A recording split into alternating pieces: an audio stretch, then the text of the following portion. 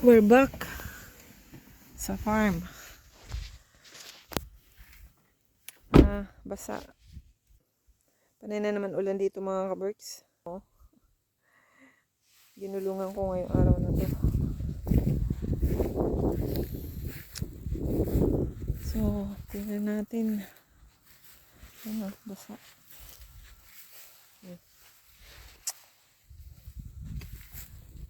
So, yan na yung cherry. Tingnan ko last week.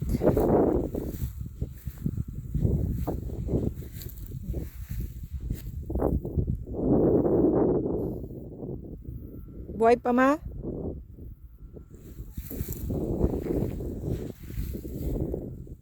Ba't namatay yung mga bagong dahon?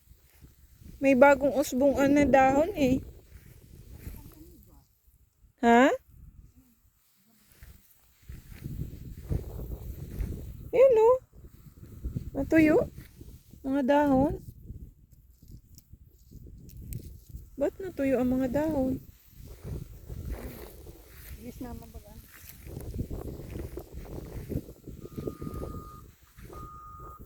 May dun. Nagkakat ng grass. Oh, ganda ng bulaklak na ni mo. Oo nga. Umulan nga dito masyado. Yeah. Ayun no, matubig. Well.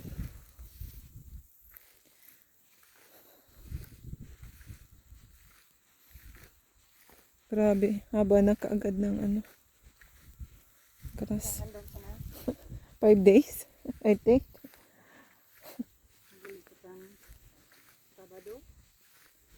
Friday.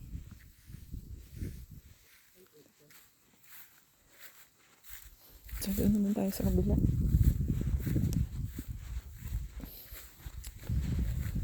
Ayan.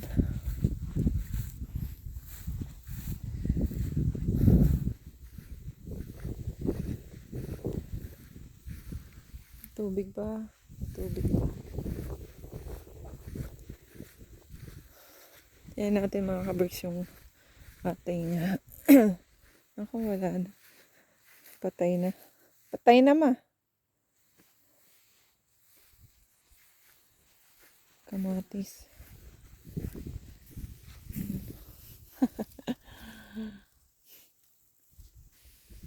Kamatis.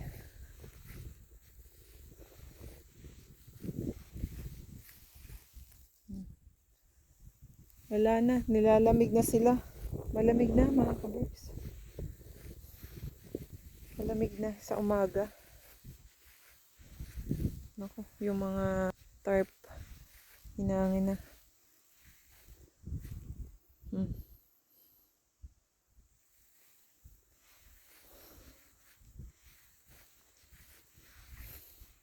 Yan na nangyayari pag hindi ka full time dito sa farm. Yan, kamatis. Cherry. Cherry to mga kabuks, kaya maliit lang. Ayan.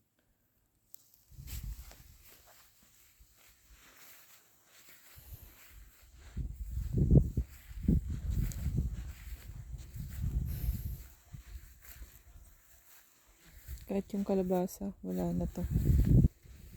Kasi, overdue. Overdue na sila.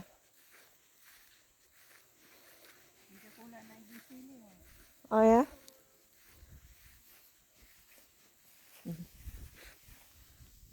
Kalabasa.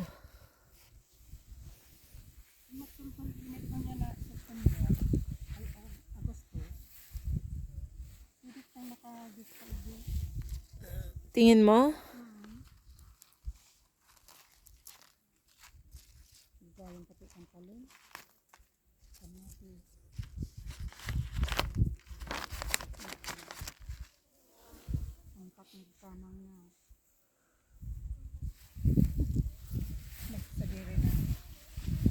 Kamote.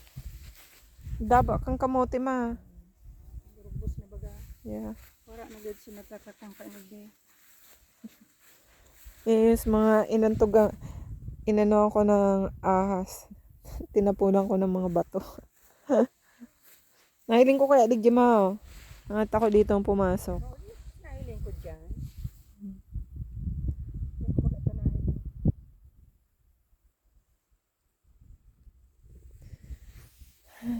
Ano yung mga kabricks kung naging matinula yung yung panahon. Itong kamote na to. Oh, marami na ma-harvest dito.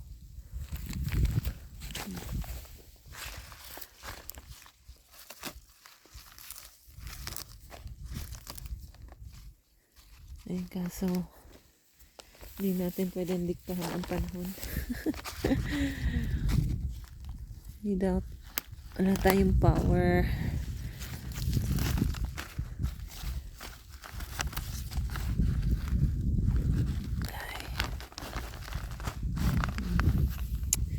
Ang ano ko lang dito, hindi sila mamatay sa winter.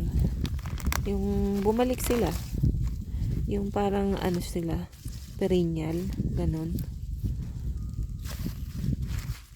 Yun ang gusto kong mangyari sa kanila.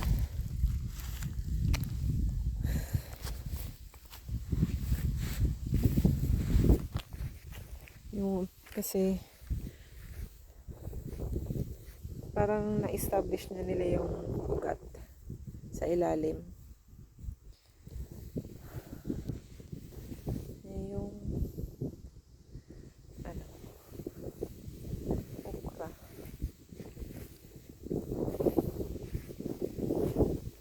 Kamatis. May bulaklak. Ang ano nito kahit magbulaklak mga kabers. May ahas na naman! Dito! Di mo nahiling? Nag-ano ka digdi sa dakulang ano? Ito yung mga kabers. Yan o.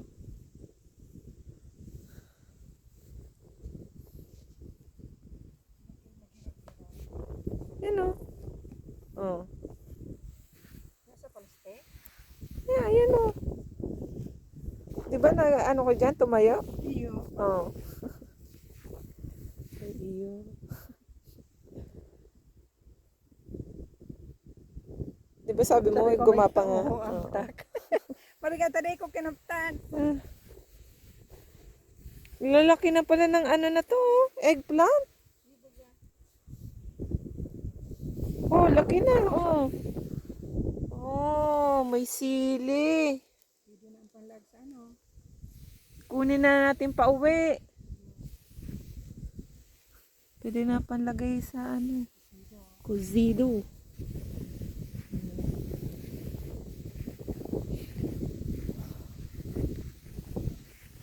Ito, naagawan na to ng ano.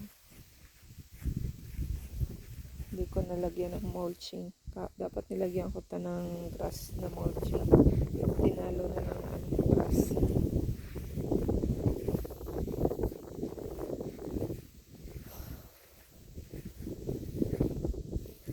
Tingnan natin kung umigi-igi siya. Umigi-igi siya. Sana tumuloy siya. No? Kalabasa. Lakas na naman eh. Umigi-igi.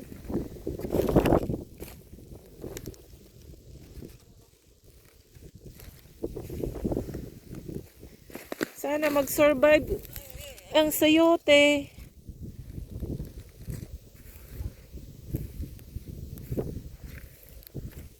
Next year.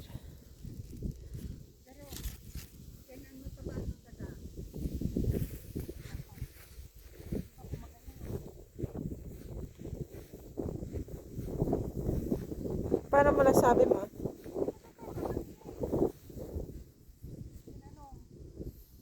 Kaysa?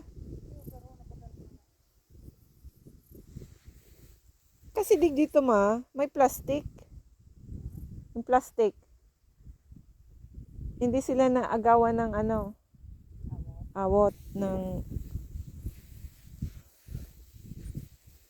Yan yun. Kailangan gupitin to, i-trim. More on, ano siya leaves. Kaysa sa bunga.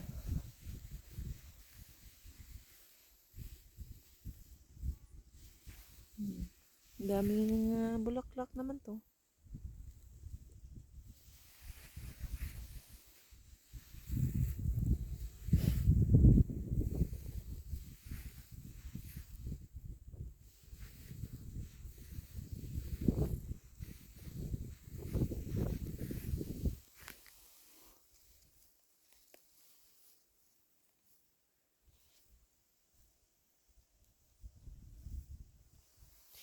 Sinabit pa.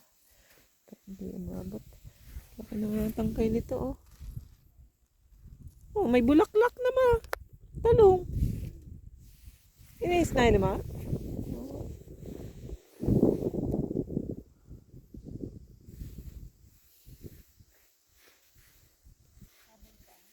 Trabaho na. Trabaho.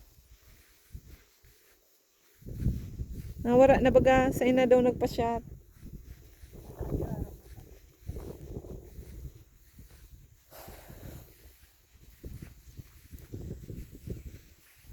Yung mais. Naabot pa ba yan? Wala. Next year na lang ulit.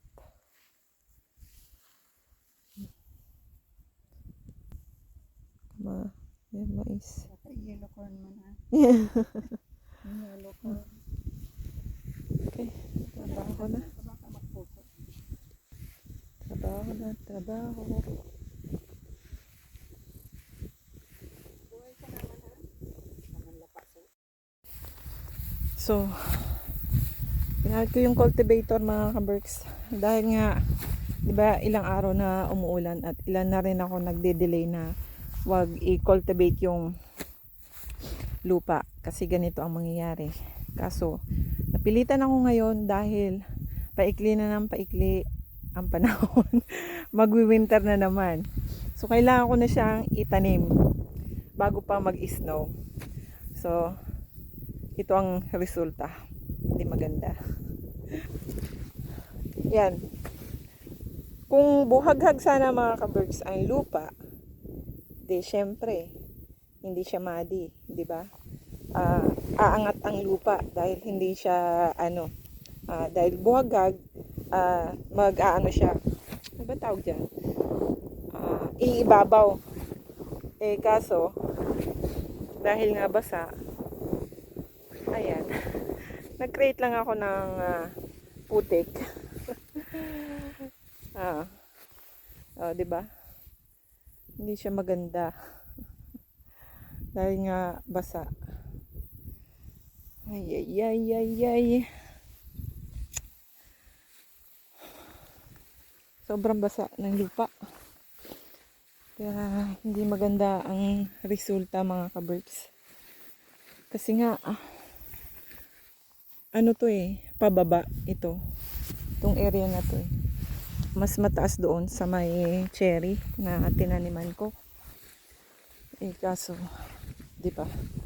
Diyan nga yung layout ng taniman ng strawberry. Kasi, kailangan gumawa ng raised bed. Paano gagawa ng raised bed? Kung ganyan naman. Unless, mga kaberks, bibili ako ng lupa. Di ba? Kaso, magastos mga kaberks ang bumili ng lupa.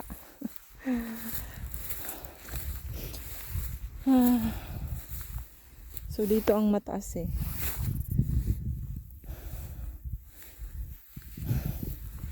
Kasi mukhang uulan na naman mga kaberks. Tingnan nyo. Sabi, walang forecast na uulan. Pero, tingnan nyo naman. Unless lang hanginin siya, di ba? Why? Oh, why? Kailangan nang itanim to. Ang mangyayari nito mga kaberks, hindi ko na i-cultivate. Itanim ko na siya ng diretso. And then, saka ko na lang nang gawa ng paraan. After. Kasi kulang na sa panahon. Yan si mama. Busy mag-pruning. Yan. Ginupitan niya yung mga dahon ng kamatis. Kasi masyado ng madamo. Ay madahon. Kulang ang bunga. Mas madami ang dahon kaysa sa bunga. So, kala ko hindi na naman naandar mga na to, yung trimmer. Naghihingalo kanina. So, I think magkakat muna ako ng grass mga kaboys. Kasi, ayan, hindi ko alam kung anong sistema nito. Kung next year ko na lang ba sila itatanim. I-stay ko na lang sila dyan sa paso. And next year, dyan na sila. Saka ako itanim. Pag-isipan. Yan, mag-cut muna ako ng grass. At dun sa cherry, mataas na naman mga damo. Ay, yay. Panahon.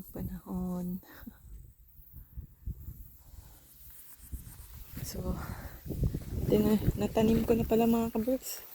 Pinagdesisyonan ko na itanim na yung strawberry saka raspberry. Ayan, tinanim ko na.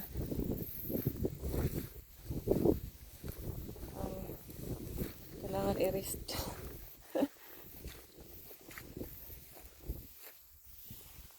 Ito, hindi ko muna binaon dahil sobrang tubig kanina.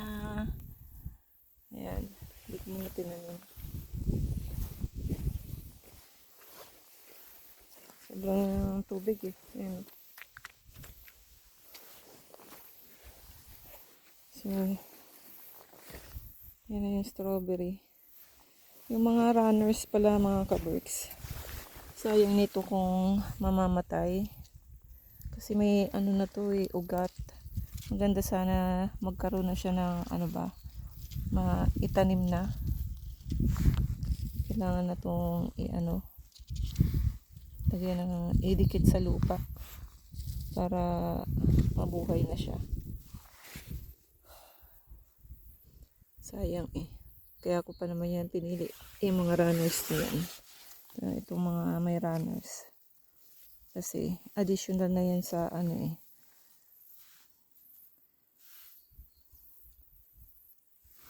next year. Madami na yan.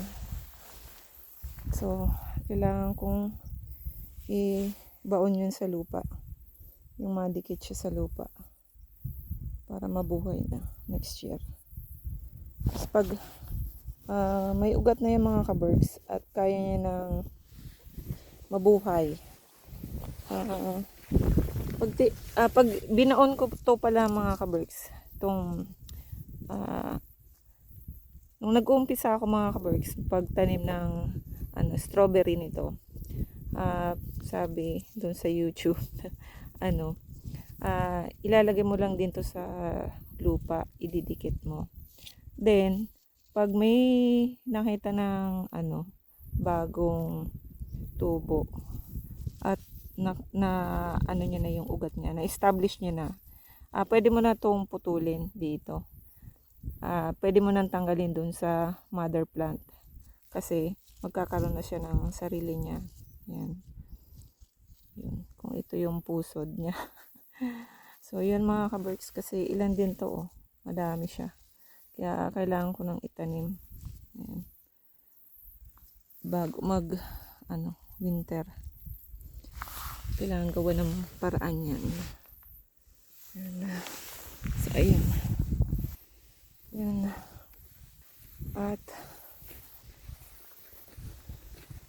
At nagpalawak ulit ako ng taniman for next year mga kaberks. Preparation for next year. Para na siya. Hindi na masukal. Tama ba yun? Hindi naman siya madamo next year. konti na lang ang gagawin ko. So, ang ano ko kalat, kalat, kalahati nito mga kaberks. Kung nakikita nyo yung may ano doon, kahoy na nakatayo, papaabutin ko doon. So, ito, nakat ko na. Ayan. So, hanggang doon, kakat ko ng grass. Tapos, ang mangyayari mga kaberks, itong mga damo, ilalagay ko para sa raised bed. Para mamatay na yung damo. Ayan.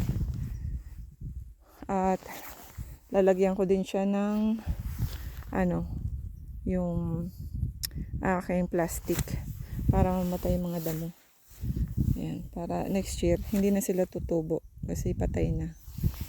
Ayan. So, hanggang doon. Pag ganyan. Ayan.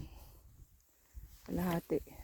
So, doon sa dulo, dyan sa masukal, wala pa. Dito muna tayo. Unti-untiin. Ayan. Saka dami nga damo dyan sa daanan. Ayan. Unti-unti. Hanggang mapuno ng pananim. Ayan. Magtrabaho ngayon mga kaberks. Matagal ako sa labas. Di pa ako namahinga. Di pa ako nagpahinga mula nung dumating ako. Kasi nga, maganda ang panahon. Windy, walang araw. Kumbaga makulimlim. So, hindi ako babad sa araw. Kaya nakakatagal ako. Ayan. Wala nga, hindi nga ako pinagpawisan. Kung sobrang init siguro mga kaberks, nako, hindi na ako tatagal sa labas. Sa ganitong suot, nako, nandun na ako sa sasakyan, hindi nagpapawis. Ayan, natutulog na. Si mama nagpahinga na, natulog na. Kasi, wala na kasi mga kaberks, wala na itatanim. Puro na lang ako cut ng grass. Ayan. So, yun. Pahinga na. Anong oras na ba?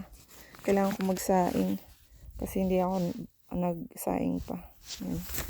Bumili na lang ako ng manok sa Sobeys kanina. Nagpunta kami ng Sobeys kanina. Dumaan kami.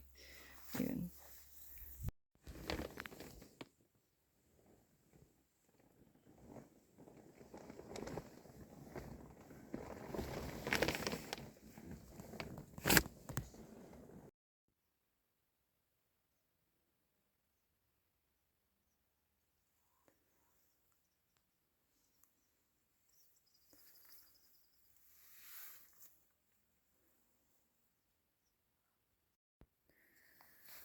Magkakat na sana ako ng grass mga kaberks. Gumising ng maaga. Para makapag-cut grass ng makauwi ng maaga. Pero nag-aaberya. Kaaberya na to. Hindi ko alam kung dahil sa weather, dahil malamig na, or may aberya na talaga siya. Kasi dati, ini-start ko naman siya ng maagang maaga. Gumigising din naman ako ng ganitong oras. Pero ngayon, ayaw na mag-start.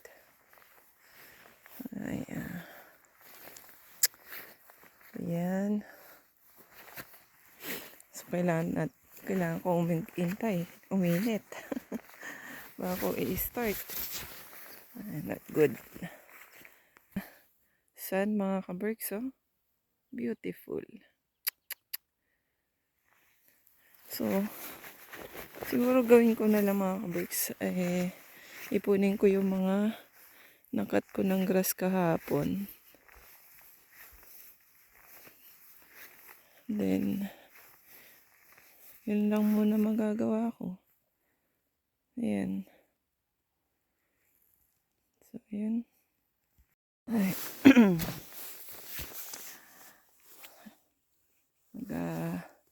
Alas 7 na mga kaberks. Ayan, mataas na ang araw. Pero yung Nagagawa ko pa lang yung kinat kong grass na inipon ko. Habang inihintay ko tong pinandar ko ulit siya. Ayaw niya pa. Kaya niya pa siguro mainitan ng makina. Ayaw niya mag-start ng cold.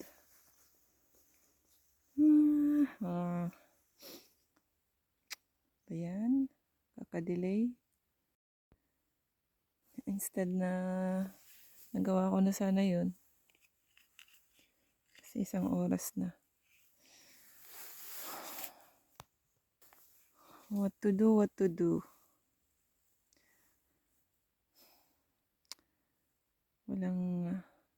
Pag walang gamit mga ka-berks. Alam mo mga ka-berks, di ba nag-umpisa ako sa Pilipinas magtanim. So, sa Pinas, may damo din. Pero ang makina doon, tao. So, ang ginagawa nilang pamputol ay yung parang basabas ba tawag doon. So, basta yung, hindi naman itak. Basta yung pangkat talaga ng grass. So, yun ang binabayaran mo daily para ma-clean up.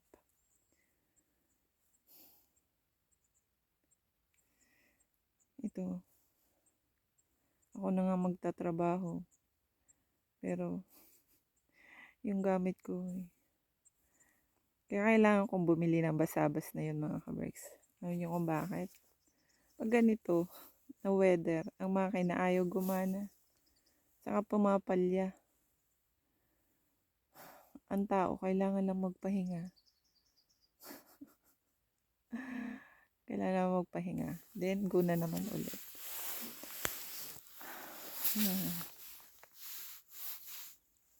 Maganda yung basabas na yung mga ka-berks kasi siniswing lang yun. Wala ka pang gastos doon. Yun lang, yung gamit lang. Wala ka ng, i-maintain. Kang gas, kang oil. Hindi maingay. Buhay, no? Yung innovation. So, magmumuni-muni na naman tayo nito. Yung innovation, mga ka-berks. Yung innovation natin. Convenience, di ba? Sabi nila, convenience. Dahil, katulad ng mga tractor, malalaki, di ba? Pag malaki ang farm mo, syempre, kailangan mo na, instead na magbayad ka ng manpower sa tao, yung machine ang gumagawa. Pero, ang take mo dun, mga ka-berks, yung pag-maintain ng machine, yung pagbili, yung mga tractor na yun, hindi biro-biro yung presyo na yun. Halos siguro mga 100K din, yung mga ganun malalaking traktor. Yung mga talagang pangmalakasan na traktor. Dahil nga malaki ang farm mo. So, ang puhunan, napakalaki din, di ba?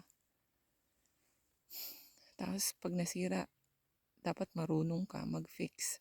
Kung hindi, edi magbabayad ka kung wala na sa warranty. So, pag nagbayad ka, syempre yung pinagpaguran mo, napupunta din doon. Ibabayad mo. Diba? Tapos,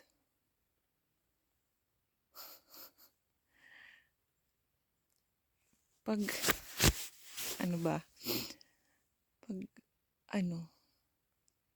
malulugi ka rin dahil kaka-repair. Siguro hindi rin sila nalulugi dahil parang tinatransfer lang din nila sa mga tao, sa consumer yung gastos. Siyempre saan nila babawiin yun, di ba? Daming lamok. Kaya huwag tayong magtaka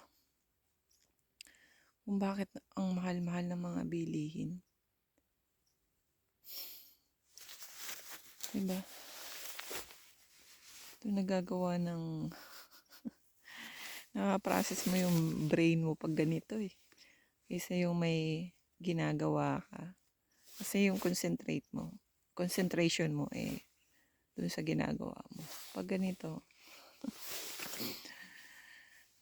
unless nagsiselfone ka. Kasi yung isip mo nasa cellphone. O may iba kang iniisip.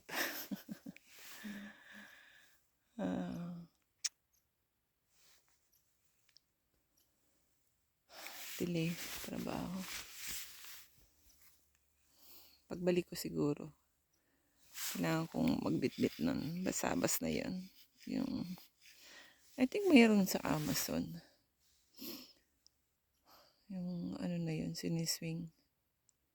Para pangkat ng grass. Marami ako nakikita nun sa YouTube mga kaberks.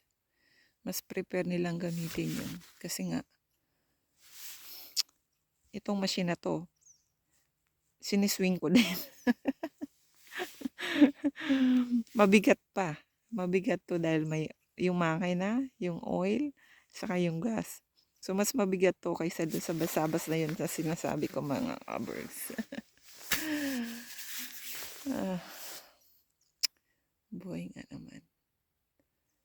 Pero maraming gumagamit nitong trimmer na to mga kaberks. Kasi ito na yung naka-expose na gamitin. Kaysa yun.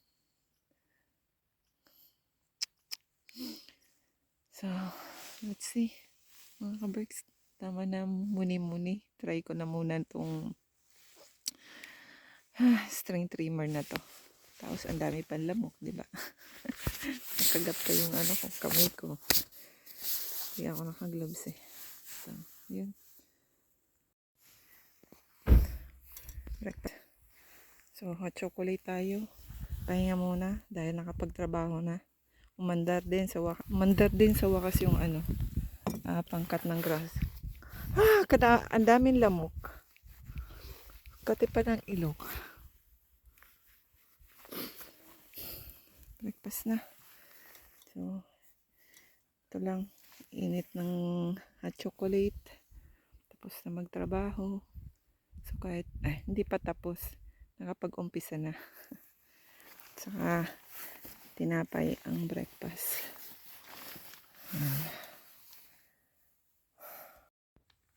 Tapos na mag-breakfast mga kaberks. Back to work na. So, ganito. Okay na ako dyan mga kaberks. Makulimlim. Kasi nga, di ba? Yeah. Oh, tingnan nyo, naka-jacket na ako. Kasi medyo nararamdaman na ang lamig. Ayan. So, see you later. Pakita ko na lang sa inyo yung progress. Uwian na naman mga kaberks. Nag-overnight lang kami dito. Kasi may ano ko kausap sa Edmonton. So, ito na ang... So, nilawakan ko na yung dinadaanan namin papunta doon. Ito yung aming pathway. So, dati dito kami nagpa-park nung hindi pa kami na-trap, na-stuck. So, lalim nito. Ayan o. Kailangan anuhan yan. Lagyan ng lupa. Kasi trip hazard. So, yan na mga kaberks. Na ano ko na, pagbalik namin, imomow ko na lang to. Kasi medyo mataas-taas pa yung mga dahon. Yung grass. Ayan. So, imomow ko na lang yan. Tapos, ayan. Ayan na yung sign na ano ko. Na-cut ko na. Line. So, itong kinat ko na grass ngayon mga kaberks. Mas malaki to na mas malawak to kaysa doon sa una. Ayan. Kasi ipiprep ko lang naman to for next year. Para next year, kung nagawa ko na to ngayon, this year, di doon naman, 'di ba? So ito, prep lang to. Prep. Ay, nakalimutan ko to. So, yun mga ka-Berks. Uuwian na. Kanina may ahas naman dun sa plastic na yun. Nakawala. Yung mga bato na yan, yung mga pinandadagan ko sa kanila. Para hindi sila makalabas. Ewan ko kung nakabalik na siya. Kasi gumagalaw sila dito eh. Kaya alam ko kung saan na sila papunta. Kanina, papunta sila doon. Hindi ko na dito, may tinanong ko dito kanina eh. Minsan, pakita ko sa inyo. Hindi kasi ito mag-focus mga ka-Berks. Nang malapitan ba? Wala, hindi na siya bumalik. Yan. So, uwian na. 12:00 na mga ka-Berks. Ito yung mga tipong mga ka-Berks. Ito yung weather na gusto ko. Makulimlim lang. Kahit patagalin mo ako dito magtrabaho, kung ganito yung panahon, ayos lang. May lang kasi ako, commitment sa town. So, yun. Mga ka-Berks. See you next time. As always, do what makes you happy.